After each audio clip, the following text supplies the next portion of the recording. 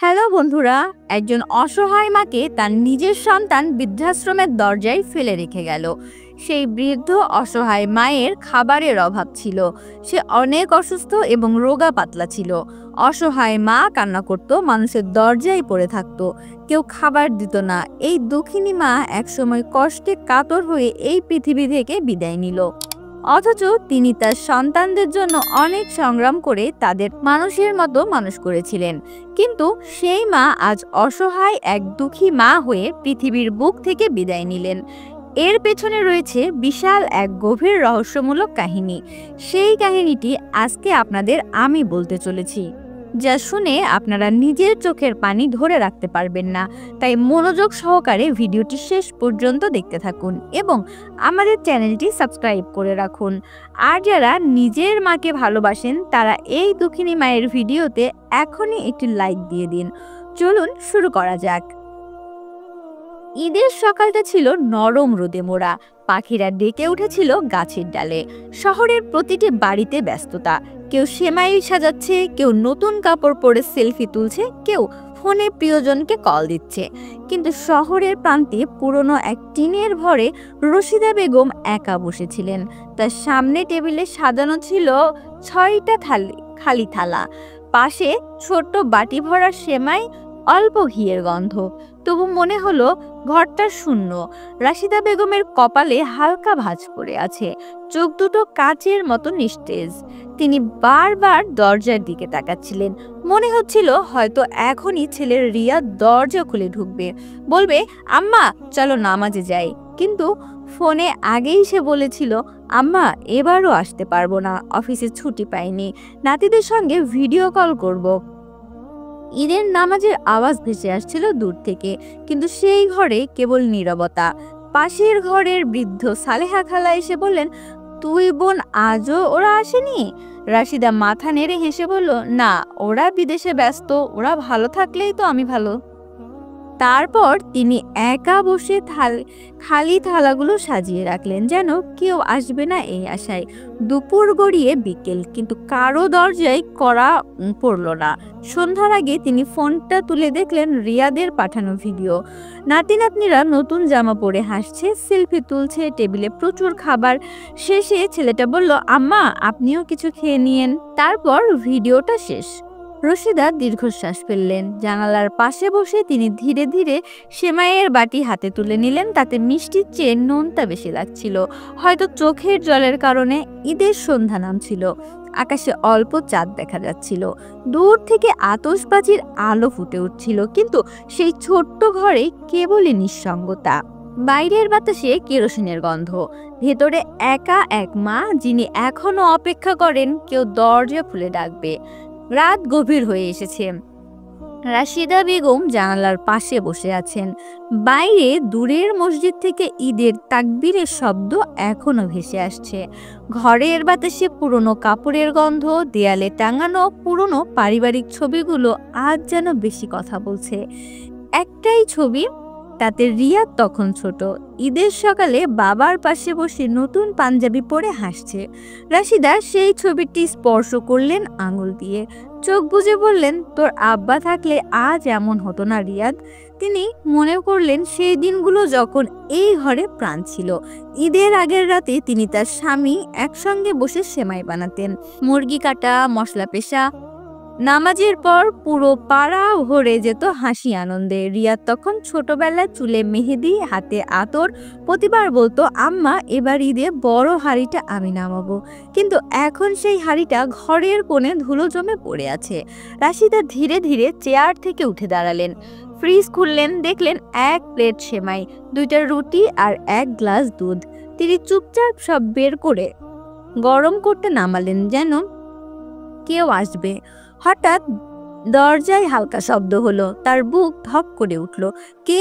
বাইরে কেউ নেই, শুধু রাস্তার আলো আর বাতাসে ওরা শুকনো পাতা। তিনি দরজা বন্ধ করে ফিরে এলেন। এবার চোখে জল আটকালো না। সকালের আলো ফুটতেই তিনি ছোট্ট ব্যাগটা বের করলেন। তাতে কিছু কাপড়, কিছু ঔষধ আর পুরনো একটা পাস বই। দরজার বাইরে তাকিয়ে দেখলেন রাস্তার কোণে একটা অটোরিকশা দাঁড়িয়ে আছে। চালক হর্ন দিল, খালা উঠবেন? বৃদ্ধাশ্রমে যাবেন তো? রাশিদা একটু দ্বিধা করলেন, জানালার দিকে তাকিয়ে বললেন, হয়তো এখানেই শেষ হলো আমার অপেক্ষা। তিনি ঘরটা আরেকবার দেখলেন, দেয়ালের ঘড়ি, কাবাবের পুরনো গন্ধ, টেবিলের ওপরে সেই খালি থালাগুলো, প্রতিটা জিনিস যেন তার জীবনের কোনো না কোনো স্মৃতি। দরজায় তালা লাগিয়ে তিনি বেরিয়ে এলেন, হাতে ছোট ব্যাগ, গায়ে পুরনো শাল। রাস্তায় তখন পাখির ডাক, দোকানগুলো খুলেছে, মানুষজন ঈদের পরের ব্যস্ততায় ফিরছে। কেউই খেয়াল করলো না এই একা বৃদ্ধকে, যিনি নিজের বাড়ি ছেড়ে যাচ্ছেন স্থায়ীভাবে। অটো রিকশা ধীরে ধীরে চলতে শুরু করলো, শহরের রাস্তাগুলোর পেছনে পড়ে রইল। বিলবোর্ড ঈদের শুভেচ্ছা ঝলকাচ্ছে, দোকানে এখনো সেল চলছে, কিন্তু রাশিদার চোখে সব ঝাপসা, চোখের কোণে অশ্রু জমে উঠল। যখন অটোরিকশার শহর ছেড়ে পুরনো সড়কে উঠল, তিনি পকেট থেকে ফোন বের করে রিয়াদের নম্বরে ফোন দিলেন। আম্মা, ওপাশ থেকে রিয়াদের কণ্ঠ। বাবা, আমি ভাবলাম একটু বাইরে যাচ্ছে কিছুদিনের জন্য। বাইরে মানে কোথায় যাচ্ছ তুমি? একটা জায়গায় যেখানে কেউ একা থাকে না। রিয়াদ কিছু বলতে যাচ্ছিল, কিন্তু লাইনের শব্দ কেটে গেল। রাশিদা ফোনটা ব্যাগে রেখে দিল, চোখ তুলে দেখলেন সামনে সাইনবোর্ডে লেখা শান্তিনিকেতন বৃদ্ধাশ্রম। অটোরিকশা থামলো, দরজা খুলে গেল। এক বৃদ্ধ লোক এসে বললেন, আপা, আপনি নতুন আসছেন, ভেতরে আসুন, জায়গা আছে। রশিদা মাথা নাড়লেন, ভেতরে পা রাখলেন। দরজার পাশে লেখা, এখানে ভালোবাসা নেই, শুধু আশ্রয়। তিনি এক মুহূর্তের জন্য থেমে গেলেন, তারপর ধীরে ধীরে হাঁটতে লাগলেন ভেতরের দিকে, যেন নিজের জীবনের শেষ অধ্যায়ে প্রবেশ করেছেন নিঃশব্দে। শান্তিনিকেতন বৃদ্ধাশ্রম, দরজার ওপরে লেখা ছিল সেই শব্দগুলো যেন রাশিদা বেগমের বুকের ভেতরে ছুরির মতো বিঁধল। এক বড় আঙিনা, মাঝখানে পুরনো কাঁঠাল গাছ, পাশে কয়েকটা বেঞ্চ আর কিছু হাসি মুখে বুড়ো বুড়ি, কিন্তু সেই হাসির পেছনে এক নীরব ব্যথা লুকিয়ে আছে। রাশিদা ধীরে ধীরে ভেতরে ঢুকলেন। রিসিপশনে বসে থাকা এক তরুণী স্বেচ্ছাসেবী উঠে দাঁড়ালেন, হাসি মুখে বললেন, আপা, নতুন ভর্তি হচ্ছেন? রশিদা মাথা নাড়লেন, হ্যাঁ মা, একটু থাকার ব্যবস্থা করছিলাম। তরুণী একটা ফর্ম এগিয়ে দিল, বলল, আপনার নাম লিখুন, বয়স আর আত্মীয় স্বজনের যোগাযোগ নম্বর দিন। ফর্মের সেই ঘরে লিখতে গিয়ে রাশিদার হাত কেঁপে উঠল। আত্মীয় স্বজন? তিনি একবার ভেবে দেখলেন, কিন্তু রিয়াদের নাম লেখার সাহস পেলেন না, যেন লিখলে সবকিছু ভেঙে যাবে। শেষমেশ লিখলেন, কেউ নেই। তরুণী ফর্মটা নিয়ে ভেতরে চলে গেল। কিছুক্ষণের মধ্যেই এক বয়স্কা আয়া এসে বললেন, চলুন আপা, আমি আপনাকে আপনার ঘরটা দেখিয়ে দেই। ঘরটা ছোট, এক কোণে একটা লোহার খাট, পাশে জানালা দিয়ে ধান ক্ষেত দেখা যায়, বাতাসে শুকনো ফুলের গন্ধ। রশিদা ব্যাগটা নামিয়ে বসলেন। বিকেলে বৃদ্ধাশ্রমের সবাই মিলে উঠোনে বসে চা খায়, গল্প করে। কারোর ছেলে বিদেশে, কারোর মেয়ে শহরে চাকরি করে, কেউ আবার ভুলে গেছে কে কোথায় আছে। তাদের সবার মুখে একটাই কথা, আমরা নাকি বোঝা হয়ে গেছি। রশিদা চুপ করে তাদের গল্প শুনছিলেন। পাশের চেয়ারে বসা নাসিমা খালা বললেন, আপারও কি ছেলে মেয়ে আছে? রশিদা এক মুহূর্ত চুপ করে থেকে বললেন, ছিল, এখন শুধু মনে আছে। নাসিমা খালা হেসে বললেন, আমাদেরও তাই। রাতের খাবারে সবাই একই সঙ্গে খাবার খায়, ডাল, ভাত, ডিম ভাজি। রাশিদা খেতে খেতে একবার বাইরে তাকালেন, আকাশে পূর্ণিমার আলো, দূরে কোথাও ঈদের আতশবাজি ফুটেছে। দূরে তার বুকটা হালকা ব্যথা করলো, হয়তো ওই আলোয় রিয়াদ আর নাতিরা এখনো হাসছে, ছবি তুলছে, আর তিনি এখানে একা বসে আছেন। রাত গভীর হলে ঘুম আসছিল না। পাশের বিছানায় বুড়ো কাশেম সাহেব ধীরে ধীরে বললেন, আপা, ঘুম হচ্ছে না? না ভাই, একটু কষ্ট হচ্ছে। সবাই কষ্ট নিয়েই আসে এখানে, কিন্তু একদিন কষ্টটাও অভ্যেস হয়ে যায়। তার কথাগুলো বুকের ভেতরে গভীরভাবে ঢুকে গেল। পরদিন সকালে বৃদ্ধাশ্রমের সবাই নামাজ পড়ে, কেউ কোরআন তেলাওয়াত করে, কেউ চুপচাপ বসে থাকে। রাশিদা এই ভোরে চাদর মাথায় দিয়ে উঠানে বসে রোদে মুখ রাখলেন। পাশে পাখিরা রাখছিল, দূরে গ্রামের মসজিদের মাইকে সূরার আওয়াজ। তিনি ভাবলেন, মানুষ কি সত্যিই এত ব্যস্ত হয়ে যায় যে মাকে ভুলে যায়? একদিন যে সন্তানকে কোলে নিয়ে মানুষ পৃথিবীটাকে চিনিয়েছিল, সেই আজ মাকে বোঝা মনে করে। দুপুরে বৃদ্ধাশ্রমে কিছু তরুণ স্বেচ্ছাসেবী এলো। ঈদের পর তারা বয়স্কদের মাঝে মিষ্টি বিলাচ্ছিল। একজন এসে রাশিদার হাতে এক প্যাকেট মিষ্টি দিল, আপা, ঈদের শুভেচ্ছা। রশিদা হাসলেন, কিন্তু চোখে জল জমে উঠল। ধন্যবাদ মা, অনেকদিন পর কেউ ঈদের শুভেচ্ছা দিল। সন্ধ্যার আগ মুহূর্তে রশিদা একা বসে জানালার পাশে পুরনো ফোনটা হাতে নিলেন। রিয়াদের নাম্বার দেখেই বুক কেঁপে উঠল। কল দিলেন না, শুধু স্ক্রিনে ছেলের ছবিটা দেখে বললেন, বাবা একদিন যদি মনে পড়ে যায় আমি কোথাও গেছি, তাহলে দেরি করো না, আমি তোমার জন্য দরজা খোলা রাখবো এই আশ্রয়ে। চোখে জল টলমল করছিল, তবু মুখে একটা শান্ত হাসি ফুটে উঠল। হয়তো মায়েরা এমনই হয়, শেষ পর্যন্ত ভালোবাসা ছড়াতে জানে না। দিনগুলো কেটে যাচ্ছিল এক এক করে। শান্তিনিকেতন বৃদ্ধাশ্রম, যে জায়গাটিকে রাশিদা বেগম প্রথম দিন ভয় পেয়েছিলেন, এখন সেটাই তার একমাত্র আশ্রয় হয়ে উঠেছে। সকালে ফজরের নামাজ শেষে তিনি উঠোনের এক কোণে বসেন, পুরনো একটি কোরআন শরীফ খুলে ধীরে ধীরে তেলাওয়াত করেন। পড়ার শব্দ মিশে যায় পাখির ডাকের সঙ্গে, আর সূর্যের আলোয় তার চোখের কোণে বলিরেখাগুলো ঝিলমিল করে ওঠে। অন্য বৃদ্ধাদের সঙ্গে এখানে তিনি মিশে গেছেন। নাসিমা খালা প্রতিদিন চা বানান, কাশেম সাহেব পুরনো দিনের গল্প করেন, কিভাবে তিনি একসময় কলেজের অধ্যাপক ছিলেন, কিভাবে মেয়েরা এখন তাকে ভুলে গেছে। সবাই নিজের নিজের গল্প বলেন, কিন্তু প্রতিটি গল্পের শেষ বাক্য প্রায় একই, বাচ্চারা এখন শহরে খুব ব্যস্ত। রাশিদা বেগম এখন চুপচাপ হাসেন, বলেন না যে তারও এমনই এক গল্প আছে যার শেষটা এখনো অসম্পূর্ণ। এক বিকেলে বৃদ্ধাশ্রমে কিছু স্কুল ছাত্র এলো সমাজসেবামূলক প্রোগ্রামে। তারা গাছ লাগালো, কারো হাত ধরলো, কারো সঙ্গে ছবি তুললো। একজন ছোট্ট মেয়ে এসে রাশিদার কোলে বসে বলল, দাদি আপনি একা থাকেন? রাশিদা হাসলেন, না মা, তোমরা তো আছো। মেয়েটা বলল, আমি প্রতি শুক্রবার আসবো। সেই মুহূর্তে রাশিদার বুকের ভেতরে জমে থাকা বরফ যেন একটু গলল। তবে রাত নামলো, নিঃসঙ্গতা আবার ফিরে আসে।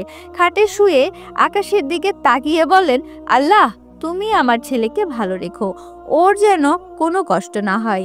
নিজের কষ্ট তিনি আল্লাহর কাছেও লুকিয়ে রাখেন। এক রাতে আকাশ ভরা ঝড় বৃষ্টি, বাতাসে গাছ দুলছে, জানালা ঠকঠক করছে। হঠাৎ ফোনটা বেজে উঠল। রাশিদা তাড়াতাড়ি ধরলেন, রিয়াদের নাম স্ক্রিনে। আম্মা আপনি কোথায় আছেন? বাবা আমি এখানে ভালো আছি। কোথায়? আপনি বাড়িতে নেই কেন? বাড়িটা তো এখন তোমার, আমি নতুন একটা ঘর পেয়েছি। ওপাশে কিছুক্ষণ নীরবতা, তারপর রিয়াদের কণ্ঠ ভারী হয়ে এলো, আম্মা আমি দেশে আসছি। ঈদের পর বুঝলাম আপনার খালি থালা সাজানো ছবিটা চোখে ভাসছে, আমি ভুল করেছি। রাশিদা চুপ করে রইল, শুধু বললেন, বাবা আসতে দেরি করো না। 2 দিন পর সকালবেলায় বৃদ্ধাশ্রমের সবাই অবাক হয়ে দেখলো এক কালো গাড়ি এসে থামলো গেটের সামনে। দরজা খুলে নেমে এলো এক তরুণ মানুষ, চোখ লাল, চেহারায় অনুতাপের ছাপ। সে সোজা ভেতরে ঢুকে রাশিদার ঘরের দিকে গেল। রাশিদা তখন জানালার পাশে বসে নামাজ পড়ছিলেন। দরজা খোলার শব্দ শুনে তাকালেন, দেখলেন রিয়াদ দাঁড়িয়ে আছে।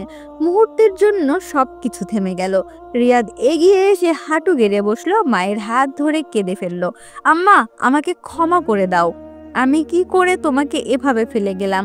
রাশিদা কাঁপা গলায় বলে, তুই আসবি না ভেবেছিলাম, কিন্তু আমি তোর অপেক্ষায় ছিলাম প্রতিদিন। চলো আম্মা, বাড়ি চলো, তোমার জায়গা এখানে নয়। রাশিদা কিছুক্ষণ তাকিয়ে রইলেন চারপাশে। সেখানে এখন তার অনেক বন্ধু, নাসিমা খালা, কাশেম সাহেব, আর সেই ছোট্ট মেয়েটা যাকে তিনি ভালোবেসেছিলেন নিজের নাতনির মতো। তাদের মুখে এক অদ্ভুত নীরব দৃষ্টি, ভালোবাসা, ঈর্ষা আর বিদায়ের মিশ্র অনুভূতি। তিনি ধীরে ধীরে দাঁড়ালেন, বললেন, আমি যাব, কিন্তু প্রতিশ্রুতি দাও রিয়াদ, তুমি একদিন এখানে ফিরে আসবে, শুধু আমাকে নয় তাদেরও দেখতে। রিয়াদ মাথা নাড়ল, চোখে জল মুছল। গাড়ি ধীরে ধীরে রওনা হলো শহরের দিকে। রাস্তার 2 পাশে গ্রামের ধান ক্ষেত, ছেলেরা ঘুড়ি উড়াচ্ছে, মেয়েরা কুয়া থেকে পানি তুলছে। রাশিদা জানালার বাইরে তাকিয়ে ভাবেন, জীবনটা আসলে একটাই। কেউ যদি পাশে থাকে তবে বৃদ্ধাশ্রমও ঘর হয়ে যায়, কেউ যদি ভুলে যায় তবে ঘরও বৃদ্ধাশ্রম। বাড়িতে ফিরে দরজা খুলে তিনি প্রথমেই দেখলেন সেই খালি থালাগুলো এখনো টেবিলেই আছে, ধুলোয় ঢাকা, কিন্তু অচল নয়। তিনি একে একে থালাগুলো ধুয়ে টেবিলে রাখলেন, পরিষ্কার করলেন আর টেবিল সাজিয়ে রাখলেন। রিয়াদ অবাক হয়ে জিজ্ঞাসা করলো, এগুলো কেন সাজালে আম্মা? রাশিদা মৃদু হেসে বললেন, হয়তো একদিন তো ছেলে মেয়েরাও বিদেশে যাবে, তুইও তাদের জন্য থালা সাজিয়ে রাখবি, তখন বুঝবি এই অপেক্ষা কত ভারী। রিয়াদ মায়ের কাঁধে হাত রাখলো। বাইরে আজানের ধ্বনি ভেসে আসছে, বাতাসের শীতলতা। রাশিদা চুপচাপ চোখ বন্ধ করলেন, মুখে এক প্রশান্তির হাসি। ঈদের সেই সকালের খালি থালাগুলো আজ পূর্ণ হলো, খাবারে নয়, ভালোবাসায়। আর বৃদ্ধাশ্রমের দরজায় সেই লেখা এখনো ঝুলে আছে, এখানে ভালোবাসা নেই, শুধু আশ্রয়। কিন্তু রাশিদা বেগমের মনে আজ নতুন একটা বাক্য লেখা হয়েছে, যে ভালোবাসা ফুরায় না তার নামই মা। বন্ধুরা, এই ছিল আমাদের আজকের ভিডিওটি আপনাদের কাছে কেমন লাগলো তা অবশ্যই কমেন্ট করে জানাবেন আমাদেরকে। ভিডিওটি ভালো লাগলে অবশ্যই লাইক দিবেন এবং বেশি বেশি শেয়ার করবেন। আর আমাদের চ্যানেলটি সাবস্ক্রাইব করতে ভুলবেন না কিন্তু। ধন্যবাদ সবাইকে।